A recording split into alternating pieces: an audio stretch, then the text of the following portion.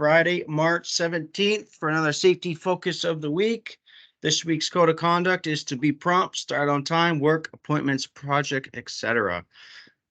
Ben, do you have any action items on this code item you'd like to discuss? Yeah, if you're going to be late, just call ahead, let people know, and don't get in an accident. Trying to get there quick. Right.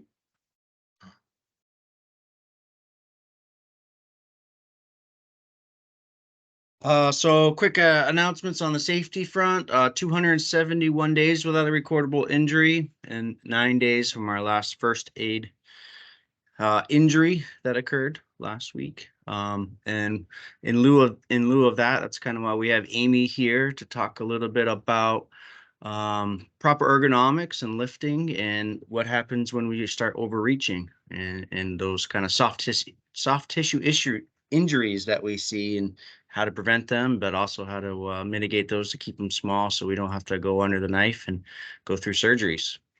So with that said, Amy, thanks for getting up early with us this morning. If you'd like to take over the screen and share your presentation with us, that'd be great. And you are on mute, just so you know. There we go. Good morning. Thank you. Let me share my screen here.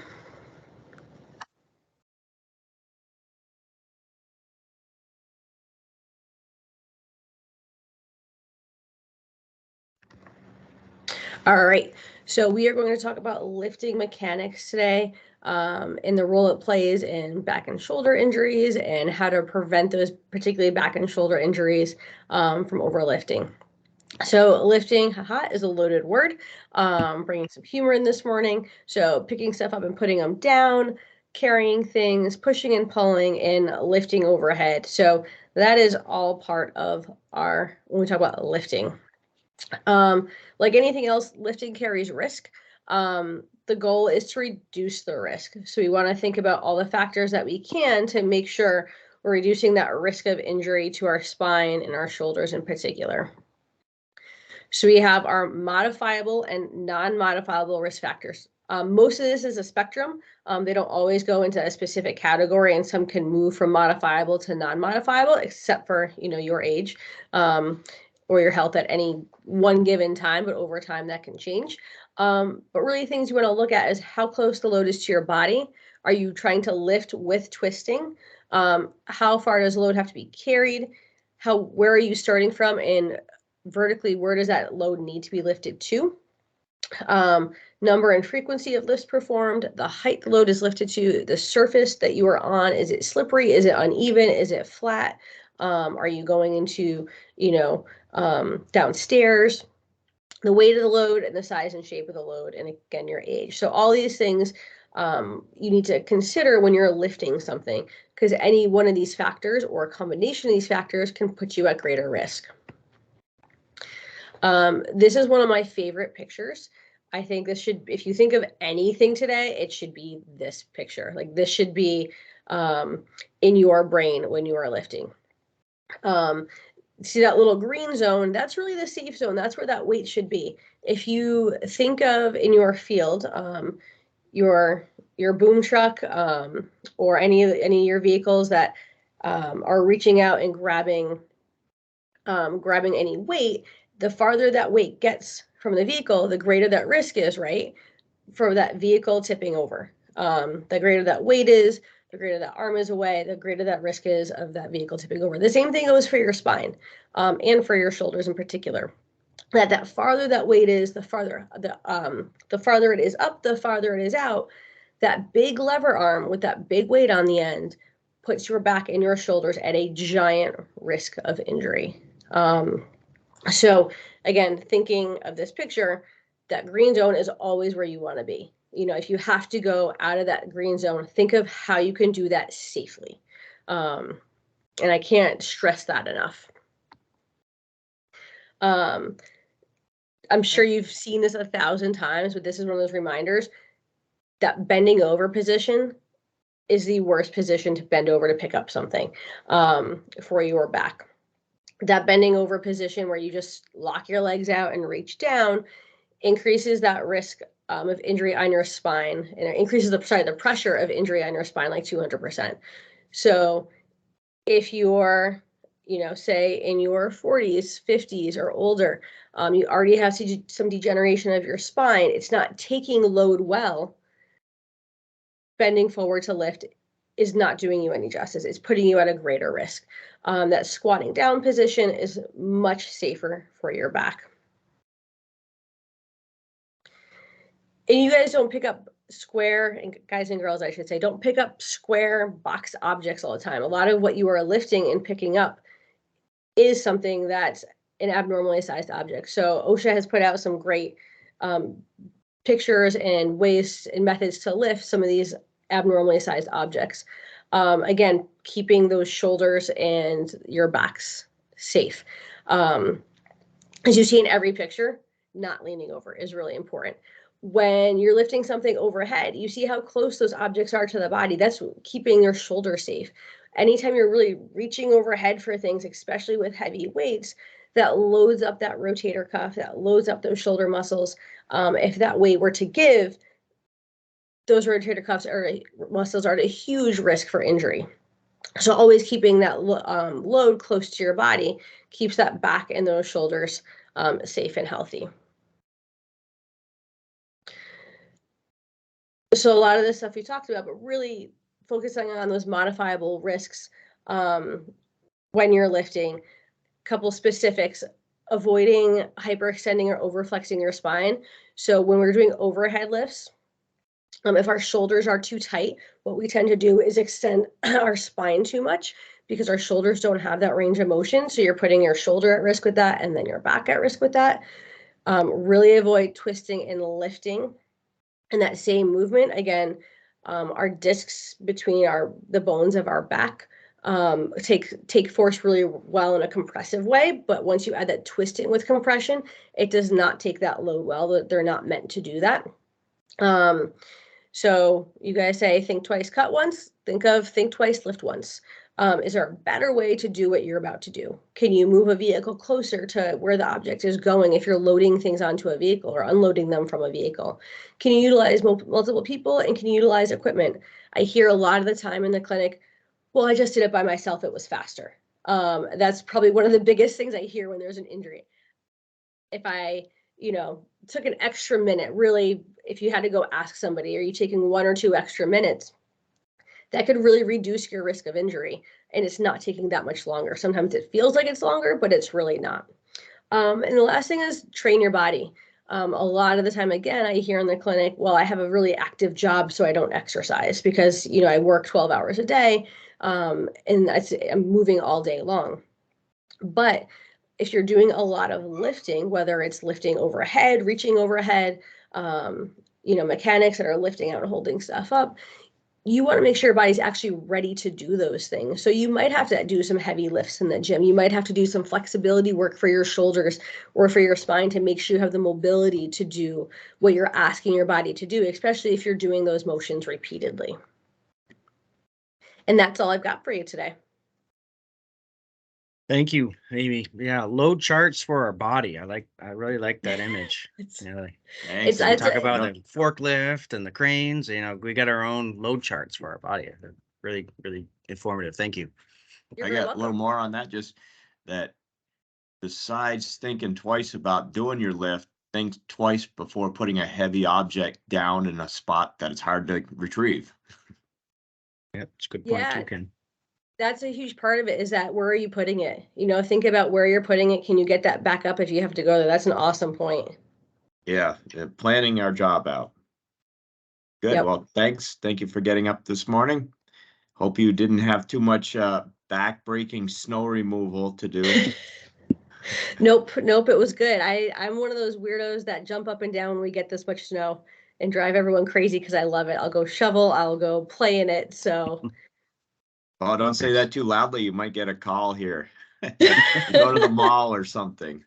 We got some pictures of it in our weekly email if you want to stick around and watch. Oh, I actually might for a minute. Yes. All right. Okay, good. I will take over. I'll share my screen.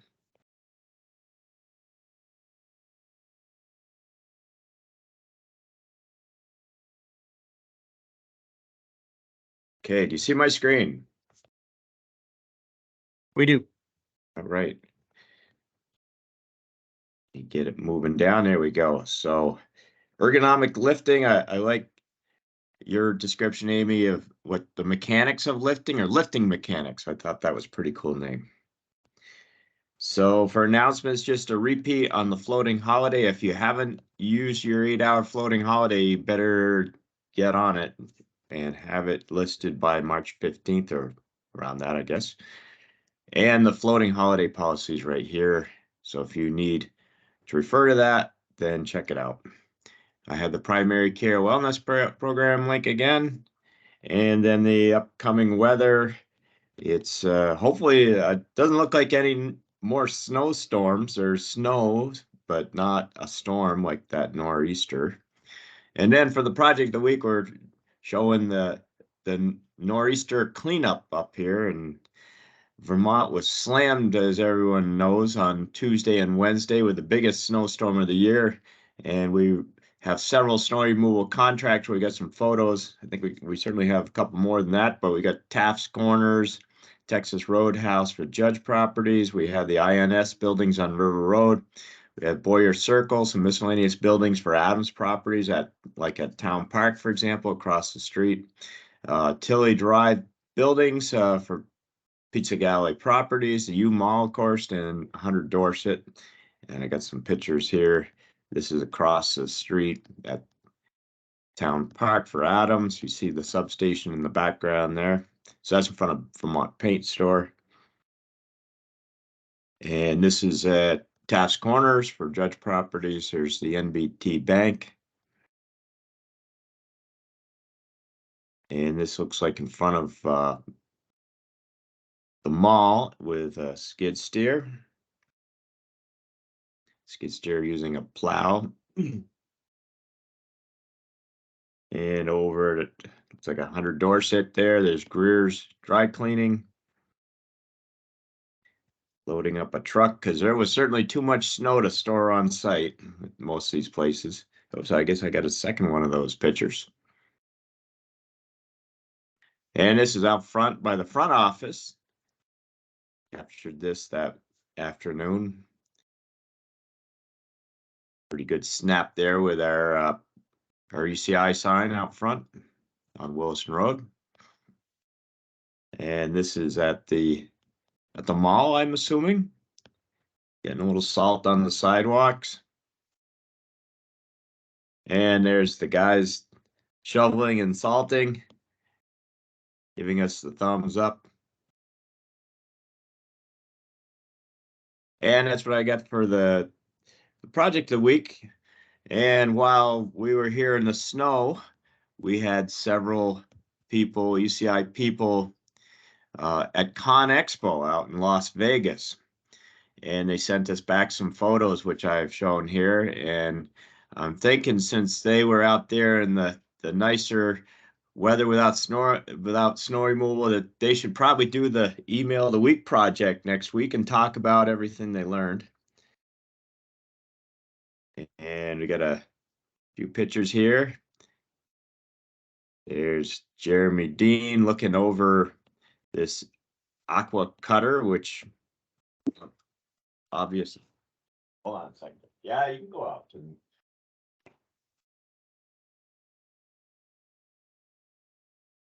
Sorry about that. So this is like the hydro demo machine we rented last year. We have picture of one of the big excavators and some serious cranes in the background.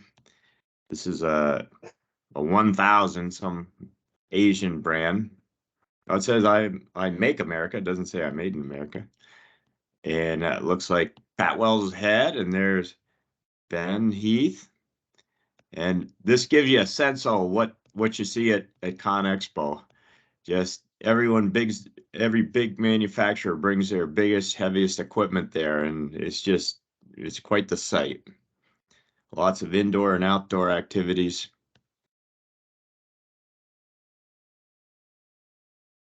Total, I saw on their website, 1,800 exhibitors. There's Brad up in this articulated tractor. Look pretty cool. And there's Ken Allard up in a brand new D7. Looks like it's dressed up with just about everything.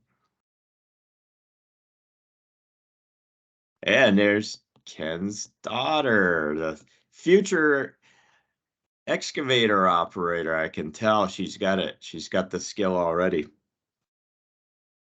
Pretty cute. Where's that And seatbelt? no seatbelt.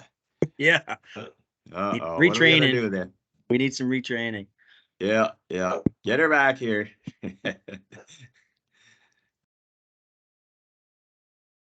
And there's Brad with the Bradley with the Gold Rush stars there from, I guess this is Parker Schnabel's crew, right?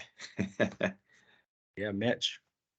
Yeah, because they certainly have a presence. I bet when I've gone to Con Expo many years ago, they had the Gold Rush people because they're sponsored by, you see Miller Welders there, but also Volvo. There's a lot of sponsorship from Volvo on that show. So that's what I got for photos. And then for the archive photo of the week, we have the picture from Con Expo 2008. And there's Jim, Father Allen, and then Stu and his wife, and Maureen getting in a big limo, big stretch limo to go out to dinner or something. That's what you do in Vegas, right? I'll turn it back over to you, Matt. Everyone have a safe day out there. Yeah, thanks, Ken. Should be a pretty decent day. Let's take advantage of it. Let's work safe. Let's have a great day. Okay. Let me know if you watch in a group setting so we can capture attendance. Thanks, Amy. See you. Yep, bye.